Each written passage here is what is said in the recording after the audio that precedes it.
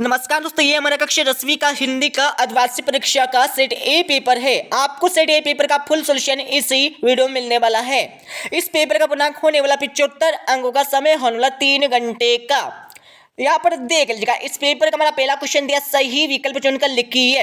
ये आपकी परीक्षा में 6 नंबर के सही विकल्प पूछे जाने वाले हैं। जैसे कि हमारा पहला सही विकल्प दिया है, जिन वाक्यों में 2 कर्म होते उनकी क्रिया कहलाती है। इसका आंसर लगा लीजिएगा। इसमें आपको लिखना होगा द वाला दी कर्मक क्रिया।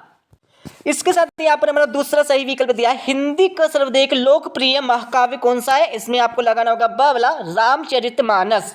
अब यहाँ पर हमारा तीसरा सही विकल्प दिया, काव्य की शोभा बढ़ाने वाले तत्व वो कहते हैं। इसका आंसर लगा लीजिएगा। इसमें आपको लिखना होगा द वाला अलंकार। इसके साथ आपका चौथा सही विकल्प दिया है, चौपाई में कितनी मात्रा होती है। तो चौपाई में कितनी मात्रा होती है, इसमें आपको लिखना होगा स वाला 16 मात्रा होती है। अब यहाँ पर पांचवा सही विकल्प देख लीजिएगा, करुण रस का स्तैभाव है। इसमें आपको लिखना होगा द वाला शोक। इसके साथ आपका छेटा दिया है, शब्द गुण के कितने प्रकार के होते हैं। इसमें आपको लिखना होगा बा वाला 3 प्रकार के होते हैं। ठीक है, अब यहाँ पर हमारा क्वेश्चन नंबर 2 देख लीजिएगा। क्वेश्चन 2 में आपको क्या करना है, खाली स्थान की पूर्ति करना है। जैसे कि हमारा पहला खालिस्तान दिया, पंचवटी खालिस्तान समास का उदाहरण है। तो पहले में आपको लिखना है दिग्गु। क्या लिखना है, दिग्गु आपको लिखना होगा पहले खालिस्तान का आंसर। अब यहाँ पर हमारा दूसरा खालिस्तान देख लीजिएगा, अर्थ के आधार पर वाक्य खालिस्तान प्रकार के होते हैं। तो इसमें आपको लिखना है, क्या लिखना है, 8 यहाँ पर दूसरे खालिस्तान का आंसर आपको लगाना होगा। अब यहाँ पर हमारा तीसरा खालिस्तान देख लीजिएगा, जिसके कारण स्थायी भाव उत्पन्न हो वह खालिस्तान कहलाता है। इसका आंसर लगा लीजिएगा। तीसरे खालिस्तान में आपको लिखना होगा आलम्बन। क्या लिखना है, आलम्बन आपको तीसरे खालिस्तान का आंसर लगाना होगा। अच्छे से लिख लीजिएगा। इसके साथ आपका चौथा खालिस्तान दिया, काम यानी एक खालिस्तान है, कैसा है। इसमें आपको लिखना होगा महाकाव्य। क्या है, महाकाव्य होता है यहाँ पर काम यानी महाकाव्य आपको लिखना होगा। इसके साथ आपका पांचवा देख लीजिएगा, सोटा चरण में खालिस्तान चरण होते हैं। कितने चरण होते हैं, इसमें आपको राइट आंसर लगा लीजिएगा। पांचवें में आपको लिखना होगा 4 आपको लिखना है। अब यहाँ पर हमारा छठा खालिस्तान देख लीजिएगा, एक से अधिक अर्थ देने वाले शब्द खालिस्तान कहलाते हैं। तो इसमें आपको लिखना है, क्या लिखना है, अनेकार्थी शब्द। यहाँ पर अच्छे से लिख लीजिएगा, अनेकार्थी आपको लिखना होगा। अनेकार्थी आपको यहाँ पर छठे खालिस्तान का आंसर लगाना है। अब यहाँ पर हमारा देख लीजिएगा, क्वेश्चन नंबर 3 दिया। क्वेश्चन 3 में आपको क्या करना है, सत्य और असत्य बताना है। जिसका हमारा पहला दिया है, रामधारी सिंह दिनकर प्रगतिवादी कवि है। तो प्रगतिवादी कवि होते नहीं है, बिल्कुल असत्य हो जाएगा।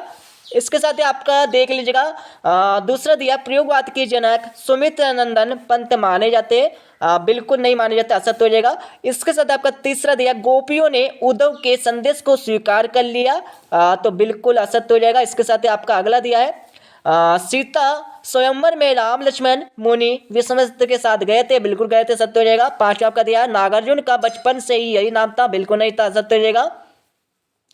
छठा आपका दिया, जयशंकर प्रसाद छायावाद के कवि है, बिल्कुल है, सत्य हो जाएगा। ठीक है, इसके साथ यहाँ पर क्वेश्चन 3 दिया, सॉरी क्वेश्चन 4 दिया। क्वेश्चन 4 में आपको क्या करना, सही जोड़ी का मिलान करना है। तो यहाँ पर सही जोड़ी का मिलान कर लीजिएगा। जैसे कि हमारा पहला दिया, जयशंकर प्रसाद। जयशंकर प्रसाद में आपको लिखना होगा कामयानी। दूसरा आपका दिया, सूर्यकांत त्रिपाठी निराला, इसमें आपको छायावाद लगाना है। और तीसरा आपका दिया, सतरंगी पंखों वाली के कवि कौन है, नागार्जुन आपको लगाना है। और नागार्जुन का जन्म कहाँ पर होता है, तो यहाँ पर आपको लिखना है सतलका बिहार में। और मंगलेश डबराल में आपको लिखना है, क्या लिखना है इसमें, पांचवी में आपको नेशनल बुक ट्रस्ट आपको लगाना है। और छठा आपका दिया, विनय पत्रिका। विनय पत्रिका में आपको तुलसीदास जी लगाना है। इसके साथ ही यहाँ पर क्वेश्चन 5 दिया। क्वेश्चन 5 में आपको क्या करना है, यहाँ पर सत्य असत्य बताना है, सॉरी एक वाक्य उत्तर लिखना है। ठीक है, तो यहाँ पर पहला आपका देख लीजिएगा, पहाड़ में लालटेन के कवि का नाम क्या है।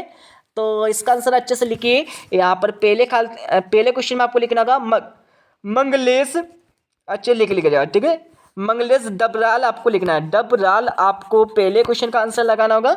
इसके साथ ही यहाँ पर हमारा क्वेश्चन 2 दिया है, नेताजी की प्रतिमा किसकी बनी थी। तो आप सभी को पता होगा किसकी बनी थी, संगमरमर। संगमरमर आपको यहाँ पर दूसरे क्वेश्चन का आंसर लगाना होगा। अब यहाँ पर हमारा तीसरा देख लीजिएगा, बाल गोविंद भगत क्या काम करते थे। तो जो हमारे बाल गोविंद जी भगत थे वो क्या काम करते थे, इसमें आपको लिखना है खेती बाड़ी से जुड़े गृहस्थ। इसमें क्या लिखना है आपको, खेती बाड़ी से जुड़े गृहस्थ आपको यहाँ पर लिखना है। ठीक है, यहाँ पर यहाँ पर तीसरे खालिस्तान का आंसर। ठीक है, सॉरी क्वेश्चन का आंसर। अब यहाँ पर हमारा चौथा देख लिखा, भोलानाथ से शिष्य करना क्यों भूल गया। क्यों भूल गया था? अपने साथियों को देखकर। तो चौथे में आपको लिखना है अपने साथियों को देखकर, अपने साथियों को देखकर यहाँ पर भोलानाथ यहाँ पर सिसकना भूल गए थे।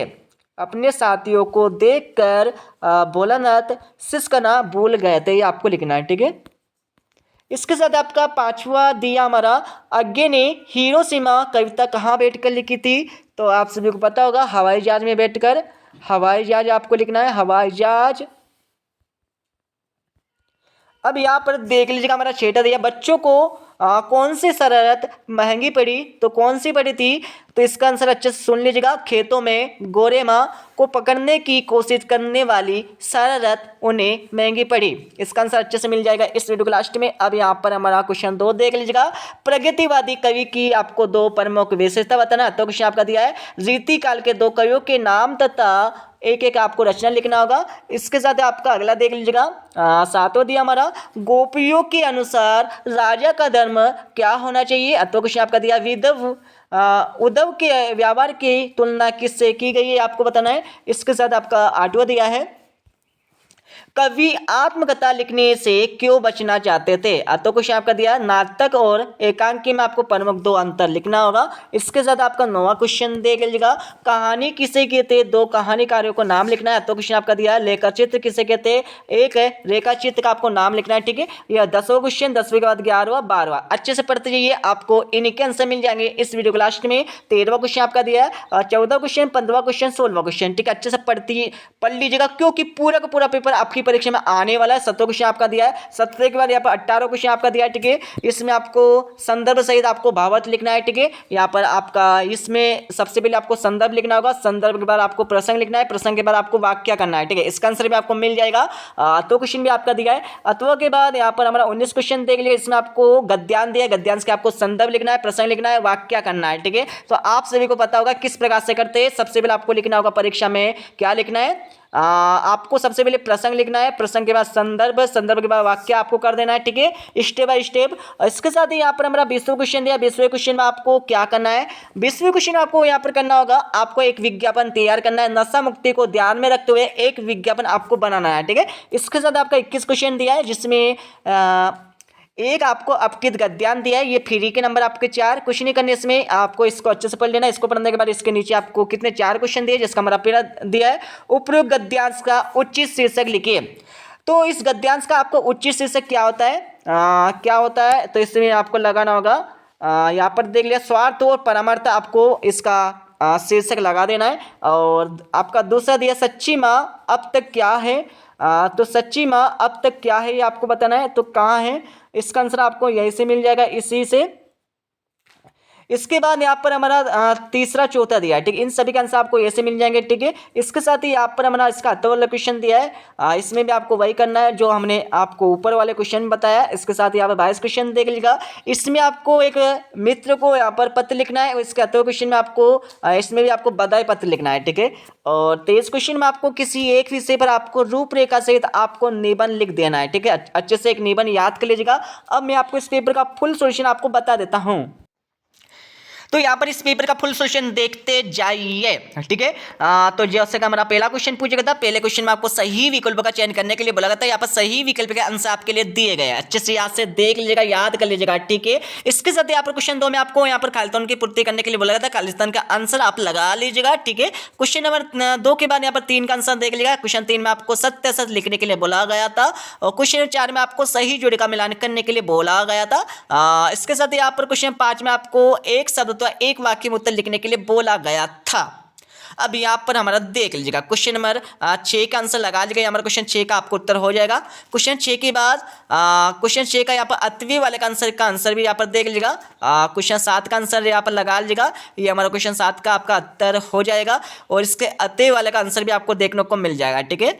इसके साथ ही यहाँ पर हमारा क्वेश्चन 8 का आंसर लगा लीजिएगा, जिसमें आपको नाटक एवं एकांकी में आपको प्रमुख 2 अंतर लिखने के लिए बोला गया था। यहाँ पर नाटक और एकांकी में अंतर देख लीजिएगा, ये आपके नाटक और एकांकी में अंतर आपके हो जाएंगे। ठीक है, पूरे के पूरे हमने आपके लिए 4 अंतर दे रखे, आपको चारों में सिर्फ यहाँ पर 2 अंतर याद कर लेना है। इसके साथ यहाँ पर क्वेश्चन 8 के आंसर लगा लीजिएगा, ये हमारा क्वेश्चन 8 का आपका उत्तर हो जाएगा। क्वेश्चन 8 के बाद नीचे हम आएंगे, नीचे आने के बाद यहाँ पर हमारा क्वेश्चन 9 के उत्तर देख लीजिएगा, ये हमारा क्वेश्चन 9 का उत्तर आपका हो जाएगा। ठीक है, पूरा देखते जाइए, अच्छे से याद करते जाइए। उसके बाद यहाँ पर हमारा क्वेश्चन 10 का आंसर लगा लीजिएगा, ये हमारा क्वेश्चन 10 का आपको उत्तर हो जाएगा। ठीक है, क्वेश्चन 10वें के बाद यहाँ पर हम नीचे आएंगे, ये हमारा क्वेश्चन 10वें का 8वें वाला का उत्तर आपको हो जाएगा, जिसमें आपको संस्मरण और रेखा चित्र में आपको प्रमुख 2 या 3 आपको अंतर लिखने के लिए बोला गया था। इसके साथ यहाँ पर हमारा क्वेश्चन 11वें का उत्तर देख लीजिएगा, ये हमारा क्वेश्चन 11वें का आपको उत्तर हो जाएगा। क्वेश्चन 11वें के बाद नीचे हम आएंगे, ये हमारा क्वेश्चन 11वें का आपको 8वें वाले का उत्तर यहाँ से देखने को मिल जाएगा। ठीक है, इसके साथ यहाँ पर हमारा क्वेश्चन 12वें का आपको उत्तर लगा लीजिएगा, ये हमारा क्वेश्चन 12वें का उत्तर आपका हो जाएगा, अच्छे से याद कर लीजिएगा। क्वेश्चन 12वें के बाद यहाँ पर हमारा क्वेश्चन 12वें का यहाँ पर 8वें वाला का उत्तर आपका हो जाएगा। ठीक है,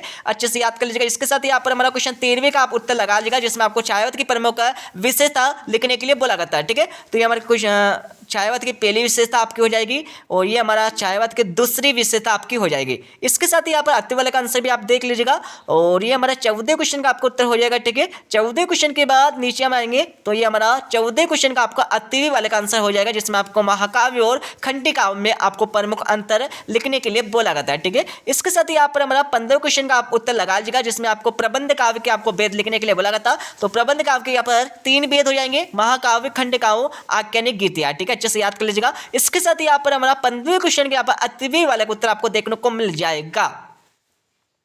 अब यहाँ पर हमारे 16वें क्वेश्चन का 8वें वाले का आंसर यहाँ पर देख लीजिएगा, याद कर लीजिएगा। इसके साथ ही यहाँ पर हम नीचे आएंगे, तो ये हमारा 17वें क्वेश्चन का आपका 8वें वाले का आंसर हो जाएगा, इसमें आपको चौपाई किसे कहते हैं। ठीक है, ये आपको लिखना था और चौपाई की आपको परिभाषा या उदाहरण आपको लिखने के लिए बोला गया था। ठीक है, इसके साथ ही यहाँ पर हम नीचे आएंगे, 16वें क्वेश्चन का आप उत्तर लगा लीजिएगा, जिसमें आपको जीवनी और आत्मकथा में आपको प्रमुख अंतर लिखने के लिए बोला गया था। अच्छे से देखते जाइए, ये हमारा पहला अंतर हो जाएगा। नीचे हम आएंगे, ये हमारा दूसरा अंतर, नीचे हम आएंगे तीसरा अंतर, चौथा अंतर और 5वां अंतर यहाँ पर हो जाएगा। अच्छे से लिख लीजिएगा। तो इस प्रकार से यहाँ पर पेपर तो कंप्लीट हो जाएंगे, जैसे कि हमने आपको 16 तक के आपको उत्तर बता दिए। अब आपको क्या करना है, 17 से लेकर 23 तक आंसर आपको स्वयं अपनी बुक से देखकर याद कर लेना है। ठीक है, तो याद कर लीजिएगा और इस वीडियो के डिस्क्रिप्शन में आपको टेलीग्राम चैनल के लिंक मिल जाएगा, तो आपको क्या करना है, टेलीग्राम चैनल ज्वाइन कर लेना है। ठीक है दोस्तों, मिलते हैं अगले वीडियो में। जब जय हिंद, वंदे मातरम।